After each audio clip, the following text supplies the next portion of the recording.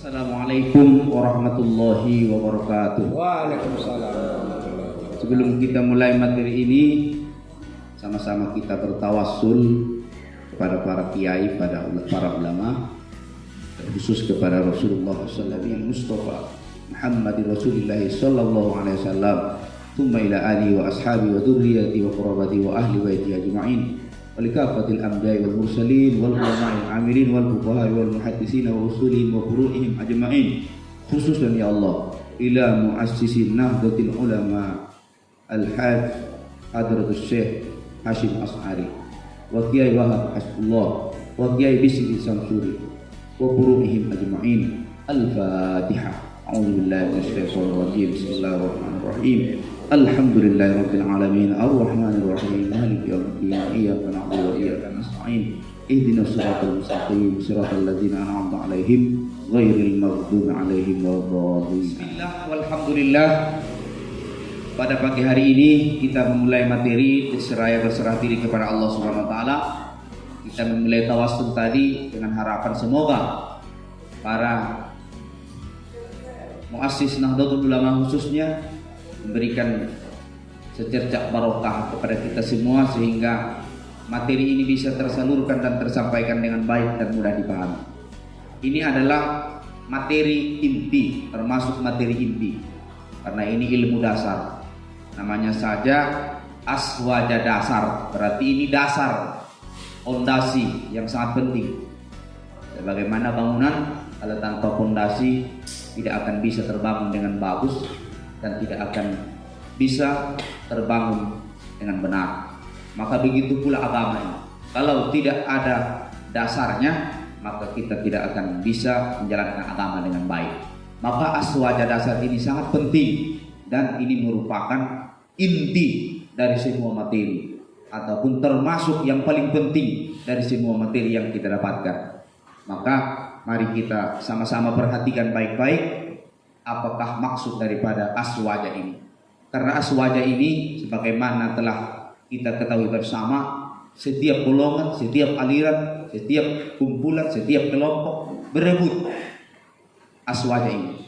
Karena ini sudah pernah dulu diramalkan oleh Nabi kita Muhammad SAW bahwa nanti umatnya ini, Islam ini akan pecah menjadi 73 golongan. Dan yang 73 golongan itu hanya satu yang masuk surga.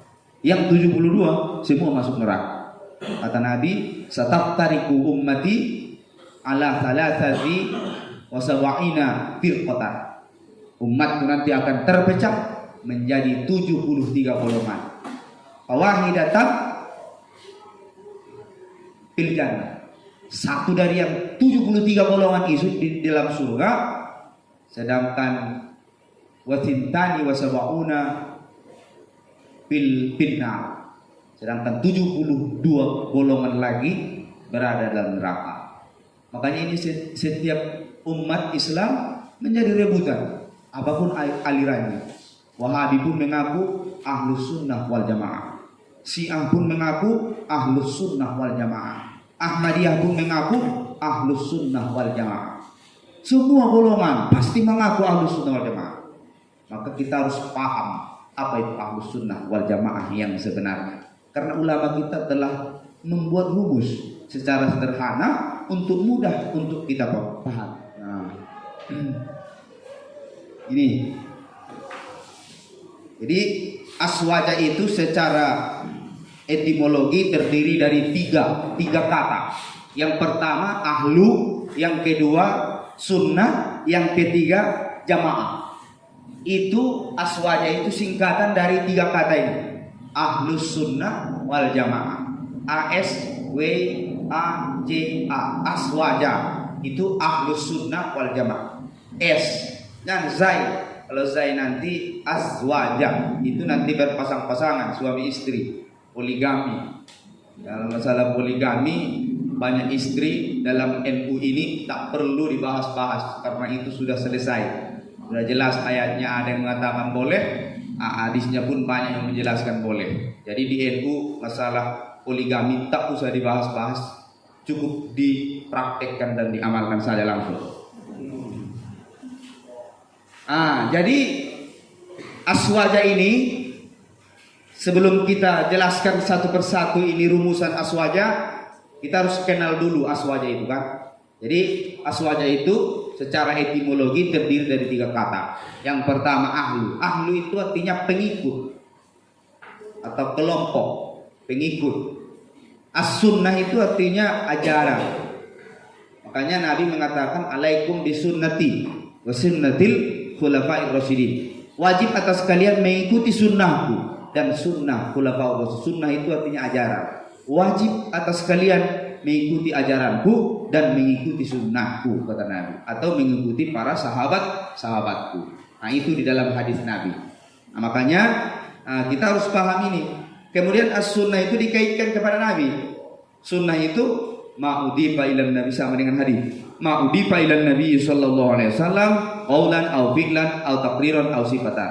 Segala sesuatu yang disandarkan kepada Nabi, yang dikaitkan kepada Nabi, itu disebut dengan sunnah. Baik itu berupa perkataan maupun perbuatan maupun pengakuan ataupun sifat. Makanya sunnah itu terbagi 4. Yang pertama ada namanya sunnah qauliyah.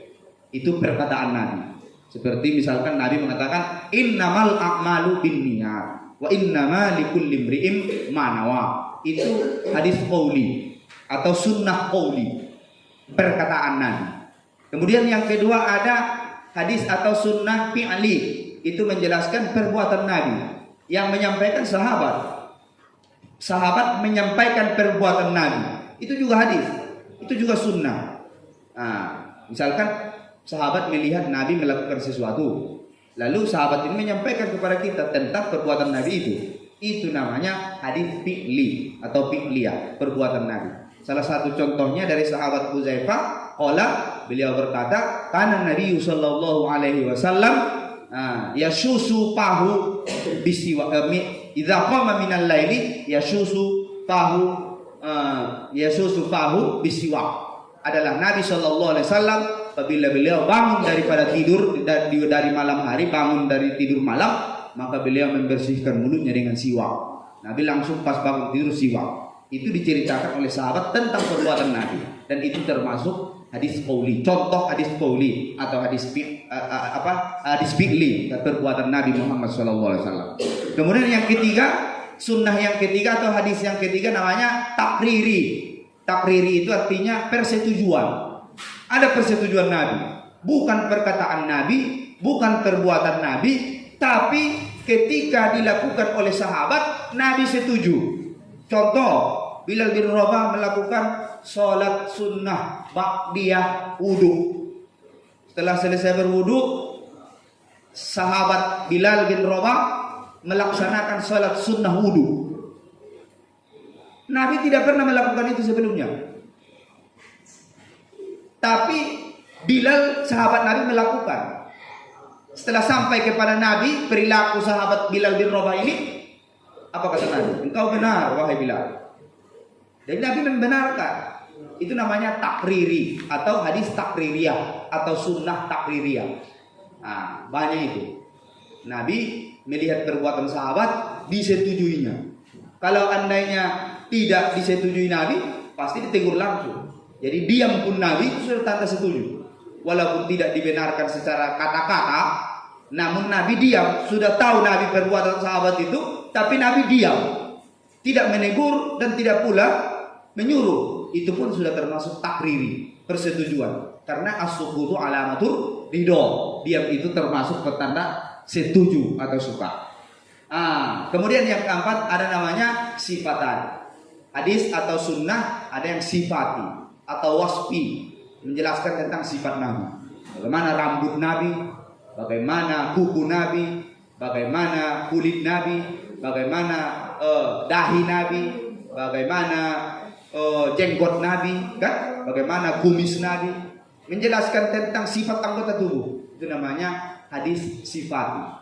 Pokoknya segala yang dikaitkan kepada Rasul, baik berupa perkataan maupun perbuatan maupun takriri maupun sifat, itu disebut dengan sunnah. Maka ahlu artinya pengikut, as-sunnah artinya pengikut ajaran Rasulullah Sallallahu Alaihi Wasallam atau pengikut sunnah-sunnah hadis-hadis Rasulullah Sallallahu Alaihi Wasallam baik tadi berupa perkataan maupun perbuatan maupun pengakuan, persetujuan maupun sifat. Kemudian yang terakhir, yang ketiga, kata al-jamaah. Al-jamaah ini maksudnya sahabat. Sahabat Nabi Muhammad SAW, teristimewa khulafaur rasyidin, sahabat yang 4, Abu Bakar, Umar, Utsman dan Ali. Itulah sedikit pemahaman tentang Ahlussunnah wal Jamaah. Berarti kalau dikumpulkan, dibuat kesimpulan, ditarik kesimpulan, aswaja itu adalah kelompok atau pengikut Rasulullah Shallallahu Alaihi Wasallam dan para sahabat. Nah ini hasilnya, ini adalah kerangka yang sudah disusun oleh para ulama, para kiai, mulai dari zaman dahulu sampai sekarang, sehingga nampak bagi kita jelas, mudah untuk dipahami. Ilmu itu sebagaimana kita ketahui asalnya dari Allah Subhanahu wa taala. Kemudian Nabi Muhammad SAW, kemudian Al-Quran dan hadis. Nah, pecahan dari Al-Quran dan hadis yang berasal dari Allah dan Rasul ini ada rukun agama, arkanut di rukun agama. Rukun agama itu ada 3. 1 iman, yang kedua Islam, yang ketiga ihsan. Banyak yang tahu, yang tidak tahu rukun agama.